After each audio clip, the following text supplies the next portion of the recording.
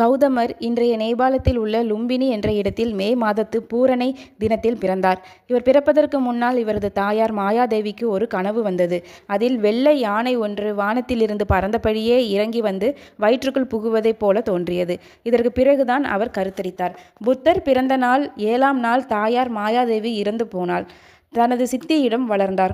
புத்தருக்கு 16 வயது ஆனபோது யசோதரை என்ற அழகான பெண்ணை மணம் செய்து கொண்டார். இருவருக்கும் ஒரு ஆண் குழந்தை பிறந்தது. அதற்கு ராகுலன் என்று பெயர் வைத்து மிக சிறப்போடு வளர்த்தனர். சித்தார்த்தருக்கு தேவையான அத்தனை வசதிகளையும் அவருடைய தந்தையார் அரண்மனைக்குள்ளேயே ஏற்படுத்தி கொடுத்து மகனை வெளியே செல்லாமல் பார்த்து கொண்டார். இதனால் வெளியே ஒரு உலகம் இருப்பதை அறியாமலேயே சுகபோகங்களில் திளைத்தார் புத்தர். அவருடைய 29ஆம் வயதில் அவருக்கு வாழ்க்கை திகட்ட ஆரம்பித்தது. இதுவரையில் அனுபவித்த அத்தனை வசதிகளும் ஆடம்பரமும் அலுத்து போனது. வெளியுலகை காண விரும்பினார். வெளியே சென்றபோது ஒரு ஊனமுற்ற மனிதனை கண்டார். ஒரு நோயாளி படும் வேதனையை பார்த்தார். அழுகிக் கொண்டிருக்கும் பிணத்தை கண்டார். 4வது தவம் செய்யும் முனிவரையும் பார்த்தார். இந்த காட்சிகள் அவருடைய வாழ்க்கை சக்கரத்தை திசை மாற்றி சுழல வைத்தன.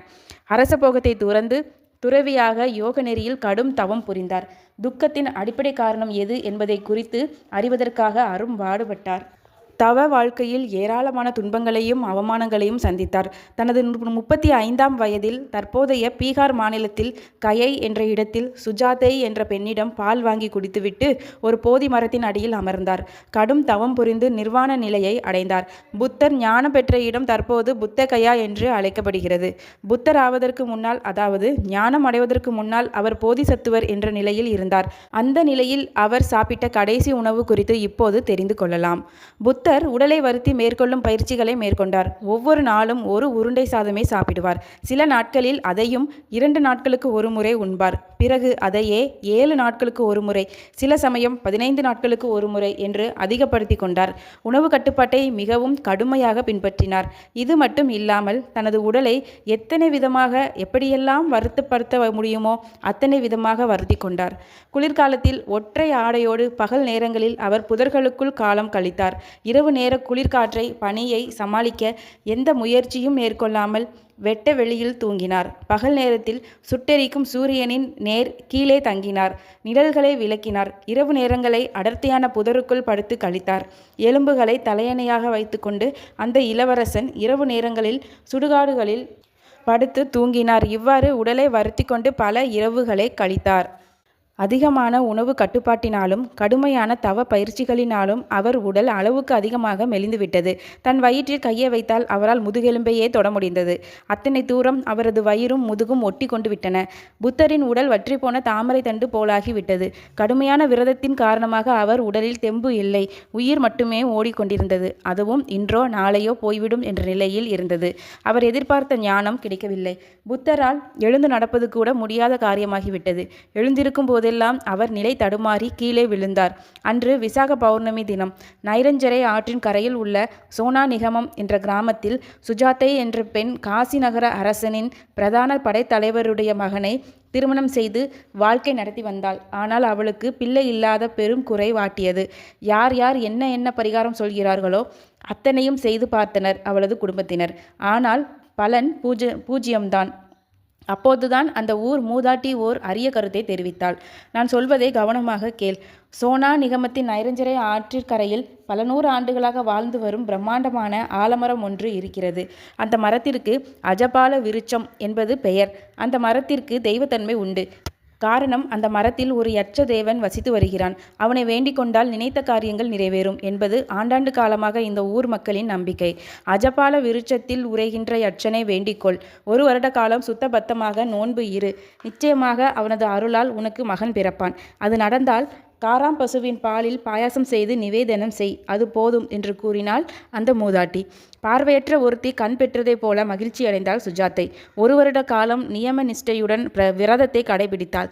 அதற்கு கைமேல் பலன் கிடைத்தது. ஆம், அவள் வியக்கத்தக்க விதமாக கருவுற்றாள். பிரசவத்திற்காக நகர்ப்புறத்தில் இருந்து தனது தாய் வீடான சோனா நிகமம் கிராமத்திற்கு வந்தாள். தங்க விக்கிரகம் போல மிக அழகான ஆண் குழந்தையை பெற்று எடுத்தாள். சில மாதங்கள் கழிந்தன. கணவன் வீடு செல்ல வேண்டிய நேரம் வந்தது. அதற்கான நாளும் குறித்தாயிற்று. அவளுக்கு மனம் பதைத்தது.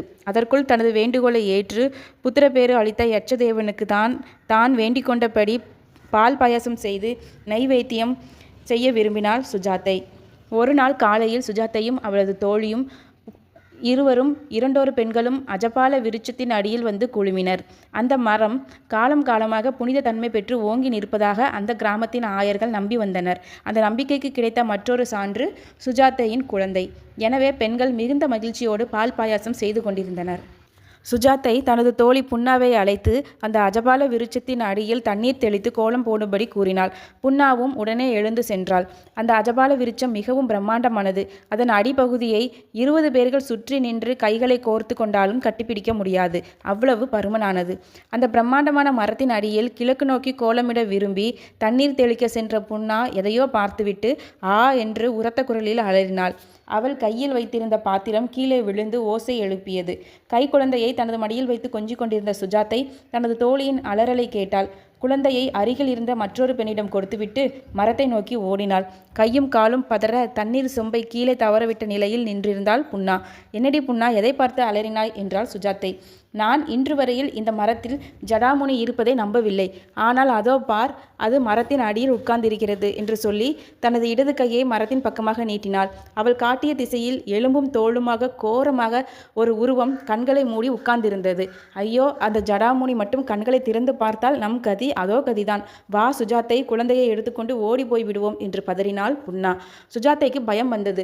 அந்த உருவத்தை அவள் மீண்டும் பார்த்தாள். அப்படியொரு வற்றி போன உருவை அவள் தன் வாழ்நாளில் பார்த்ததே இல்லை. அந்த உருவத்தில் உயிர் இருக்குமா என்பதே சந்தேகமாயிருந்தது. ஆனால் அந்த உருவத்தை அவள் உற்று பார்த்தபோது பயம் விலகி அன்பு சுரந்தது. புன்னா, பயப்படாதே. இது ஜடாமுனி அல்ல. பட்டப்பகலில் பேய், முனி ஆகியவை தலை காட்டாது. அவை இரவில்தான் நடமாடும். நாம் பக்தியோடு யட்சனை பூஜை செய்ய வந்துள்ள இளங்காலை நேரத்தில் எந்த பேயும் இங்கு வராது.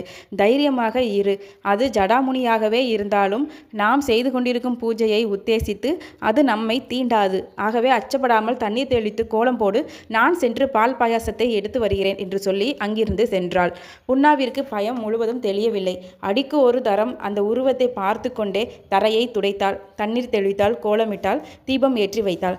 சுஜாத்தை பொன்வெட்டிலில் பால் பாயாசத்தை யட்சதேவனுக்கு நைவேத்தியம் செய்வதற்கு எடுத்து வந்தாள். அப்போது மரத்தின் அடியில் நிஷ்டையில் இருந்த அந்த எலும்பு உருவம் கண் திறந்தது. அவர்களை பார்த்து பேசியது. பெண்களே, என்னை பார்த்து அஞ்ச வேண்டாம். நான் சித்தார்த்த கௌதமன். நீங்கள் நினைப்பதைப் போல பேயோ அல்லது ஜடாமுனியோ அல்ல. நான் ஒரு சாதாரண துறவி. அவரது குரல் வெள்ளிமணி ஒலிப்பதைப் போல கணீர் என்று ஒலித்தது. வற்றி போன அந்த எலும்பு கூட்டிற்குள் இத்தனை வசியம் மிகுந்த கம்பீர குரலா? பெண்கள் வியந்து போய் கண்களை அகல விரித்து ஆச்சரியத்துடன் பார்த்தனர். நைரஞ்சரை ஆற்றின் கரையில் சித்தார்த்தர் வந்து கடும் தவம் இயற்றுவதாக சுஜாத்தை ஏற்கனவே கேள்விப்பட்டிருந்தாள். அழகே உருவான கபிலவஸ்துவின் அரசு இளங்குமாரன் இப்படியொரு எலும்புக்கூடாக காட்சியளிப்பான் என்று அவள் கனவில் கூட நினைக்கவே இல்லை. அப்படிப்பட்ட மகாபுருஷனின் தரிசனம் தனக்கு இந்த இளங்காலை வேளையில் இவ்வளவு எளிதாக கிடைத்ததை அவளால் நம்ப முடியவில்லை. அவளது கண்களின் கண்ணீர் உருண்டது. அவள் கரங்களை குவித்து அவரை வணங்கினாள். காய்ந்து போன சருகாக கிடைக்கும் அந்த தபஸ்வியின் உடலில் உயிர் ஒட்டிக்கொண்டு இருப்பதே அதிசயம். அதைவிட அதிசயம் அந்த கம்பீரமான கிண்கிணி குரல். அந்த உருவம் கண்களை திறந்து பார்த்தபோது விழிகளின் பளபளப்பு, தீட்சண்யம், கருணை ஆகியவற்றை சுஜாத்தை கவனிக்க தவறவில்லை. இது எந்த சாமானிய மனிதனுக்கும் சாத்தியமில்லை. பூரணசந்திரன் அன்று இரவுதான் உதிக்க வேண்டும். ஆனால் அந்த அஜபால விருட்சத்தின் அடியில் அந்த இளங்காலை பொழுதில் பூரண சந்திரோதயம் நிகழ்ந்து விட்டதாகவே அவள் உணர்ந்தாள். அவள் அவரை பார்த்து பணிவோடு வேண்டினாள். பெருமானே, யட்சதேவனை பூஜிக்கவே நாங்கள் பால் பாயாசம் செய்தோம். நாங்கள் இந்த மரத்தின் அடியில் பூஜை செய்ய வந்த காரணத்தினால் தங்கள் திவ்ய தரிசனம் கிடைத்தது. இதை எங்கள் பெரும் பேராகவே கருதுகிறோம். இதுவே எங்களுக்கு கிடைத்த தெய்வ தரிசனம் என்பதில் எல்லளவும் சந்தேகமில்லை. பெருமானே, பல நாட்களாக உணவின்றி பசித்து கிடக்கும் தங்கள் தேகத்திற்கு ஒரு சிறிது பால் பாயாசம் தர விரும்புகிறேன். அதை ஏற்று பருகி எங்களை ஆசீர்வதிக்க வேண்டுகிறேன். பசி தீர்ந்து நீங்கள் என்னையும் என் குழந்தையையும் ஆசீர்வதித்தால் அதைவிடவும் நான் பெற வேண்டிய பேறு வேறு எதுவும் இல்லை. உங்கள் உயிரை உடலோடு கட்டிப்பிடிக்கவாவது இந்த பாயாசத்தை சிறிது பருகுங்கள் என்று சொல்லி சுஜாத்தை பொன் கிண்ணத்தை அவரிடம் நீட்டினாள். தோலை துருத்தி கொண்டு நிற்கும் தனது எலும்பு கையை நீட்டி மெல்லிய விரல்களினால் கௌதமர் இந்த பொற்கிண்ணத்தை வாங்கினார். அதில் இருந்த இளஞ்சூடான பால் அன்னத்தை மெதுவாக பருகினார். பால் அன்னம் உள்ளே சென்றதும் வெளியே போய்க் கொண்டிருந்த உயிரை அந்த உடலோடு கட்டி வைத்தது. சித்தார்த்தர் மீண்டும் புது பிறவி எடுத்த நிலை அடைந்தார் என்றே சொல்லலாம். சுஜாத்தை அடைந்த மகிழ்ச்சிக்கு அளவே இல்லை. யட்ச தேவனுக்கு செய்த நைவேத்தியத்தை கபிலவஸ்துவின் இளவரசருக்கு கொடுத்து விட்டதில் மனக்குறை எதுவும் இல்லை. தெய்வத்திற்கு நைவேத்தியம் செய்ததாகவே அவள் கருதினாள். சித்தார்த்தர் இரவு முழுவதும் ஆழ்ந்த சிந்தனையில் மூழ்கியிருந்தார். அன்று இரவு சித்தார்த்தர் மகா நிர்வாணம் அடைந்து ஞான ஒளி பெற்றார். மறுநாள் காலையில் அறவொளி பெற்ற ஒரு புத்தர் என்று உறுதியாக உணர்ந்தார். தான் ஞானம் பெற்றதாக அறிவித்து கொண்டார். அப்போது அவருக்கு வயது 35. இதற்கு பிறகு 45 ஆண்டுகளில் வட இந்தியா முழுவதும் சென்று கேட்க விரும்பிய அனைவருக்கும் தனது புதிய கொள்கையை போதித்து வந்தார். கிமு 483 அவர் இறப்பதற்கு உள்ளாக ஆயிரக்கணக்கான மக்களை மதம் மாற்றி பௌத்த மதத்தை தழுவும்படியாக செய்தார். உலகெங்கும் ஞான வெளிச்சத்தை அள்ளி தெளித்தார்.